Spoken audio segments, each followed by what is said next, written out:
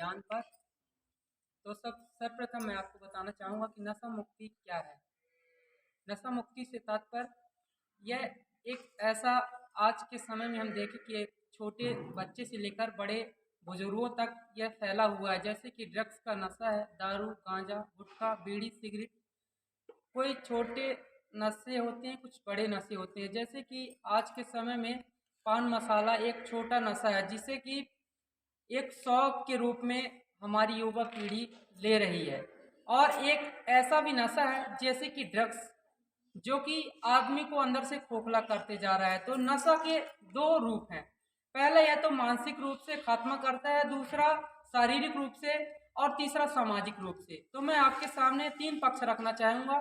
तो सबसे पहले मानसिक रूप से, तो जब आप नशा करते हैं तो नशा करने के बाद आपके दिमाग में कुछ भी यदि आपके सामने होता है तो आपके अंदर सहन शक्ति कम हो जाती है। कोई व्यक्ति यदि, नॉर्मल सी बात, कोई भी स्थिति यदि देता है तो आदमी उसका उत्तर न देकर प्रत्युत्तर देने का प्रयास करता है, जिससे अगला व्यक्ति जो सामर्थ्य है, अच्छा है, तो उसको प्रत्युत्तर दे देता है। तो किसी के हाथ पैर भी टूट जाते हैं एवं ऐसी ऐसी कार्यस्थली हो जाती है। जैसे कि आज के समय में दिन प्रतिदिन हत्याएं हो रही हैं। तो कई हत्याओं का कारण यह भी है। अभी तुरंत की घटना हम आपको बता दें कि एक क्षेत्रीय घटना है। उस क्षेत्र में क्या हुआ था, वह व्यक्ति खाता पीता था। उसके घर आने जो जिन्होंने हत्या की वो लोग आते जाते रहते थे और दिन प्रतिदिन उसके घर में वो खाना बनाते खाते रहते थे। कुछ समय पश्चात किसी को क्या पता कि डेली जब अगला व्यक्ति आता जाता रहता है तो उनको लगा नॉर्मली हो सकता है। लेकिन एक समय पता चला कि इसी खाने पीने की वजह से वो लोग ले गए। जंगलों में अक्सर लोग जाते हैं नशा वशा करने के लिए, ऐसी नॉर्मल जगह में बैठ नहीं सकते हैं। तो वो लोग ले गए, पता नहीं खिलाए पिलाए और खुद भी खाए पिए, उसकी हत्या करके। कारण कुछ भी हो सकता है। तो आप लोग सोच सकते हैं जो अच्छा व्यक्ति होगा उसी की जगह आप लोग कल्पना कर सकते हैं, जो व्यक्ति अच्छा होगा तो उसको कहीं जंगल में या फिर ऐसे स्थानों पर जो गुप्त हो वहां जाने की उसे आवश्यकता ही नहीं है। वो सार्वजनिक स्थल पर भी अच्छा कार्य कर सकता है। तो आज वो इतनी बड़ी हत्या हो गई, तो ये एक हत्या नहीं है। इस भारत में कोने कोने पर कई हत्याएं हो रही हैं। इनका कई कारण ये नशा भी हो सकता है। मैं आपको पहला बता दिया, शारीरिक रूप से आपकी भी हत्या हो सकती है एवं किसी की भी हत्या हो सकती है। और हत्या किसके होगी, वह किसी का बेटा भी हो सकता है, किसी का चाचा भी हो सकता है, किसी का मौसिया या किसी प्रकार का रिश्तेदार वो हो सकता है। और रिश्तेदार नहीं भी है तो वह एक भारतवासी है जो कि भारत में एक महत्व रखता है। दूसरा मैं आपको बता दूं कि आर्थिक, जो अर्थ में हानि पहुंचाता है। जैसे कि किसी भी नशा करने के लिए तो पैसे में तो आता है फ्री में।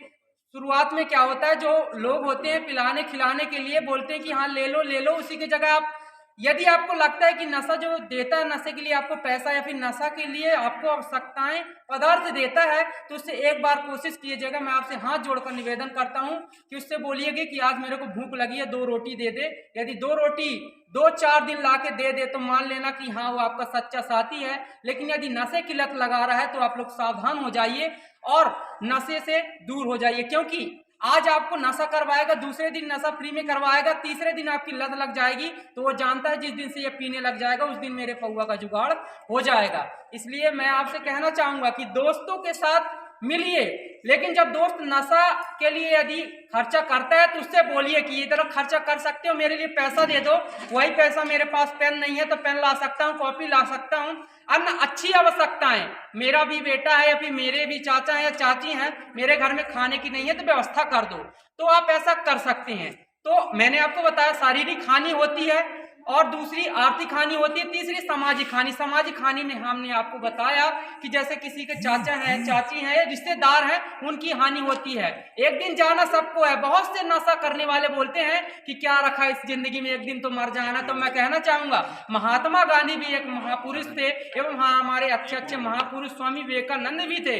तो भी ऐसा सोच के यदि आज चले गए होते नशा करते हुए और चले गए होते तो बताइए कैसे उनका नाम हुआ होता। तो दोस्तों यह बोलना छोड़ दीजिए कि एक दिन जाना है। तो मैं आप चाहूंगा कि यदि आप मरना ही चाहते हैं तो कुछ करके मरिए, कुछ अच्छा करके मरिए कि जिंदगी भर आपका नाम रहा है। और सबसे महत्वपूर्ण, नशा मुक्ति अभियान हमारी भारत सरकार आज के समय में जो कि रैलियां चल रही हैं, एवं हम क्या कर सकते हैं ऐसा कि जिससे नशा मुक्ति हो सके। मैं अपने शब्दों में बताना चाहूंगा कि सर्वप्रथम हमें तो गांव गांव जाना होगा। क्योंकि गांव के लोग क्या है, सोचते नहीं है, कुछ जानते नहीं, उनको जागरूकता ही नहीं है। तो हमें जाके जो रैली अपन निकालते हैं तो नारे तो लगाते हैं, अच्छी बात है, लेकिन यदि कोई व्यक्ति हमको खाते पीते दिखता है तो अपन एक काम कर सकते हैं, मीटिंग एक जगह स्थल में बढ़िया ऐसे जैसे अपन क्षेत्रीय है तो कुछ लोगों को बैठा के उनको मीटिंग भी, उनको समझाना भी चाहिए कि हमें नशा क्यों नहीं करना चाहिए, कैसे उससे निवारण हो सकता है। क्योंकि हम लोग नारे तो लगाते हैं बीड़ी सिगरेट बंद करो, गुटखा बंद करो, लेकिन असलियत में वो लोग सोचते हैं ये तो रोज आते जाते रहते, फोटो के लिए वीडियो के लिए आते रहेंगे, बनाते रहेंगे, चले जाएंगे, पैसा मिलता होगा इनको। लेकिन मैं कहना चाहूंगा सबसे महत्वपूर्ण है हमारे शासन को इसके लिए मीटिंग की भी आवश्यकता है, यानी जो लोग हैं उनको जागरूक करने के लिए एक स्थान बनाना चाहिए, एक सम्मेलन के लिए, और उनको बताना चाहिए कि अपन क्या क्या कर सकते हैं। प्रोत्साहन राशि भी दे सकते हैं, यदि कोई व्यक्ति एक व्यक्ति को नशा मुक्त कराता है तो उसके लिए एक प्राइज अपन दे सकते हैं, क्योंकि सम्मान करने से आज के समय में कोई भी व्यक्ति, हर व्यक्ति स्वार्थी है, वो यह नहीं चाहता कि मैं निःशुल्क जाके ये कार्य कर दूं। यदि उससे आपको एक गिलास पानी मंगाना तो किसी किसी प्रकार का स्वार्थ होगा, तभी वह आपको बार बार पानी लाके दे रहा है। तो अपन ऐसे करके अपने भारत को नशा मुक्ति तो नहीं कर सकते हैं, ये इस बात की गारंटी है, लेकिन प्रयास कर सकते हैं, उसको कम किया जा सकता है। नशा मुक्त आज के समय में हर व्यक्ति है जो नशा मुक्त बोलता है वो खुद ही नशा मुक्त नहीं है, इसलिए अपन प्रयास कर सकते हैं कि कम किया जा सकता है तो कम करें। जय हिंद, जय भारत, धन्यवाद।